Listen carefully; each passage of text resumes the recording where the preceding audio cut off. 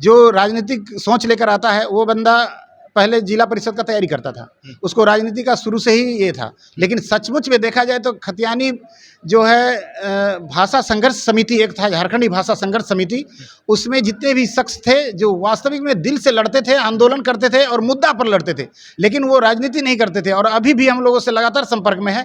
वो इस जयराम के साथ कोई नहीं है। ये नए नवेले जो लड़के हैं अनुभवहीन, वो लोग के साथ में ये हवा में उड़ रहे हैं, तो उड़ने दीजिए। जो ज़्यादा उड़ता है उसका पर जो है जब कटता है तो वो ज़मीन में गिरता है। कुछ भी लोग होते हैं, जैसे झारखंड में देखिएगा तो आजसू का जिस तरह से हाईजैक किया था सुदेश महतो जी, इसी तरह से जयराम महतो भी हाईजैक किया है। तो हाईजैकर जो है वाकई में हाईजैकर ही होगा, वो उससे झारखंड का भला नहीं होगा। हमारे साथ बोकारो से चलकर यहाँ सैफी इमाम जी पहुँचे हैं और सैफी इमाम जी ने भाषा की जो आंदोलन शुरुआत हुई थी, आपने देखा था 2 साल पहले, जब स्थानीय भाषा के बोकारो और धनबाद में मगही, भोजपुरी और बाकी भाषाओं को शामिल किया गया था, तो उसको लेकर उन्होंने शुरुआत किया था। और इसके बाद ये आंदोलन आपको खतियान के तरफ, स्थानीय नीति के तरफ बदल गया और जिसके बाद एक व्यक्ति उसमें हीरो बनकर निकला, जयराम महतो। लेकिन शुरुआत इन लोगों ने किया था बोकारो में।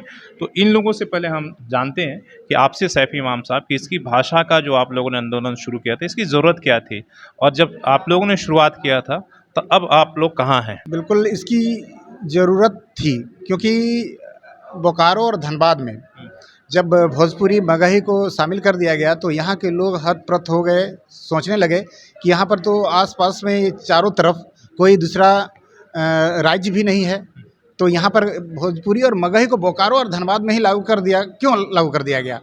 उधर आपका पलामू में, गढ़वा में तो समझ में आता है कि वहाँ पर वो एक नियर है, पड़ोसी जिला है, हाँ जिला है, तो यहाँ पर लागू कर दिया। तो यहाँ के लोग काफ़ी दुखी हो गए थे और चारों तरफ से चर्चा आने लगी। तो लोगों को मांग को देखते हुए हम लोगों ने बैठक किया आनंद फानन में, 2021 की ही बात है, दिसंबर में, और बैठक किया। और हम लोग बोकारो नया मोड़ से 11 के 11 विधायक और सांसद का हम लोगों ने पुतला दहन किया और मैंने घोषणा किया था कि ये आंदोलन आग की तरह पूरा झारखंड के फैलेगा यदि बाहरी भाषा जो है यहाँ से यदि नहीं हटाया जाएगा तो ठीक वैसा ही हुआ।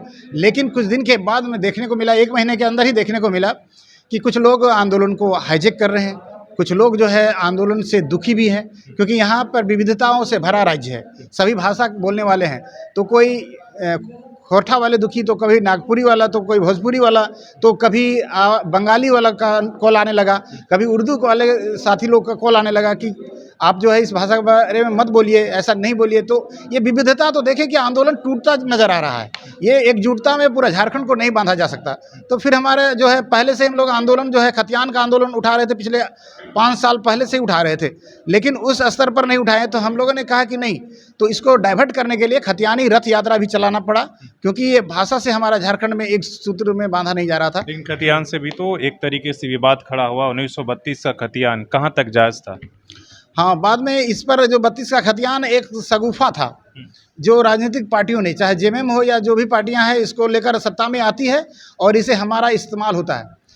ये इसको बहुत ही अध्ययन करने के बाद धीरे धीरे पता चला और हम लोगों ने मैनिफेस्टो जो है खतियानी संघर्ष समिति जो बनाकर हम लोगों ने जब रथ यात्रा निकाला, तो हम लोगों ने बैठक किया था, मंथन किया था और बोला कि नहीं, ये अंतिम सर्वे का रखना होगा, क्योंकि 1932 में सभी जगह जो है सर्वे नहीं हुआ है।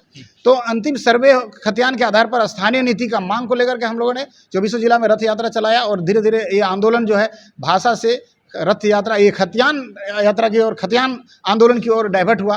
और बाद में तो आप देख ही रहे हैं कि ये जो 60-40 वाला नियोजन नीति लागू हुआ, तो हम लोगों ने झारखंड, पहले विधानसभा को हम लोगों ने घेरने का काम किया, वहाँ भी सफलता नहीं मिली। तो उसके बाद हम लोगों ने झारखंड बंद किया, 2 बार मुख्यमंत्री आवास घेराव किया, तमाम प्रकार के आंदोलन किए, लेकिन सरकार कोई सुन नहीं रही है। इसलिए हम लोगों को ये अभी अच्छा, मेरा सीधा सा सवाल, आपने भाषा, स्थानीय नियोजन, सब पर आप लोगों ने मुद्दा, क्या जयराम महतो के साथ आप भी थे या वो आपसे अलग आंदोलन कर रहे थे? वो उससे हम नहीं थे, हम लोगों से वो जुड़ा था बाद में, क्योंकि बोकारो से आंदोलन शुरू हुआ, फिर धीरे धीरे धनबाद में आया। वो करीब 20-25 दिन के बाद वो सोशल मीडिया में आता है और वायरल होता है, एग्रेसिव अपना जो है स्थानीय भाषा में जब ये देता है तो वायरल होना शुरू होता है।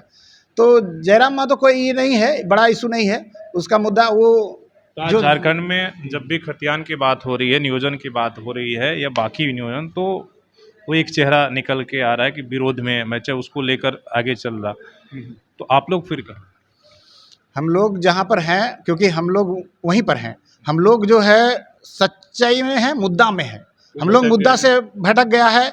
जो राजनीतिक सोच लेकर आता है वो बंदा पहले जिला परिषद का तैयारी करता था, उसको राजनीति का शुरू से ही ये था। लेकिन सचमुच में देखा जाए तो खतियानी जो है भाषा संघर्ष समिति एक था, झारखंडी भाषा संघर्ष समिति, उसमें जितने भी शख्स थे जो वास्तविक में दिल से लड़ते थे, आंदोलन करते थे और मुद्दा पर लड़ते थे, लेकिन वो राजनीति नहीं करते थे, और अभी भी हम लोगों से लगातार संपर्क में है।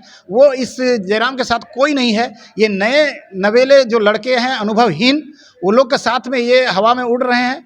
तो उड़ने दीजिए, जो ज़्यादा उड़ता है उसका पर जो है जब कटता है तो वो ज़मीन में गिरता है। कुछ भी लोग होते हैं, जैसे झारखंड में देखिएगा तो आजसू का जिस तरह से हाईजैक किया था सुदेश महतो जी, इसी तरह से जयराम महतो भी हाईजैक किया है।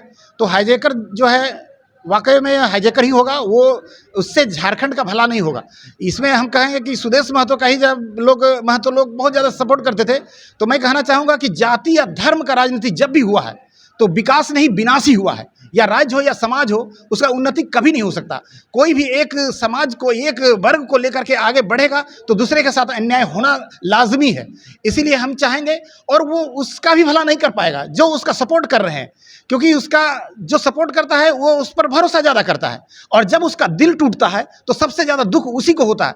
तो मैं कहना चाहूँगा कि जो उसके साथ और उसके पीछे अभी जो लगे हुए हैं, सबसे ज़्यादा दुखी वही होंगे और धोखा वही खाएंगे। और हम लोग जो अपने मुद्दे पर हैं, मुद्दे पर रहेंगे, और अंतिम सांस तक हम लोग ये झारखंड के झारखंडियत को बचाने के लिए अपने प्राण की आहुति जिस तरह से दिया है, और हम लोग देते रहेंगे।